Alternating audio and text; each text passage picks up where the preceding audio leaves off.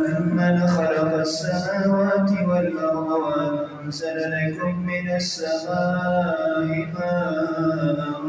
فَأَنبَتْنَا بِهِ حَدَائِقَ ذَاتَ بَهْجَةٍ مَا كَانَ لَكُمْ أَن تُنبِتُوا شَجَرَهَا أَإِلَٰهٌ مَّعَ اللَّهِ بَلْ هُمْ قَوْمٌ يَعْدِلُونَ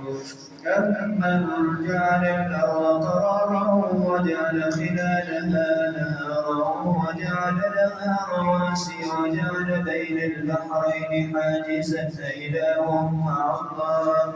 بَلْ أَكْثَرُهُمْ لَا يَعْلَمُونَ أَمَّن يُجِيبُ الْمُضْطَرَّ إِذَا دَعَاهُ وَيَكْشِفُ السُّوءَ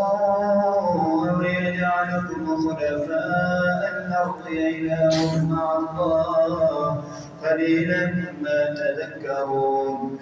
أَمَّن يَهْدِيكُمْ فِي ظُلُمَاتِ الْبَرِّ وَالْبَحْرِ وَمَن يُرْسِلُ الرِّيَاحَ بُشْرًا بَيْنَ يَدَيْ رَحْمَتِهِ أَإِلَٰهٌ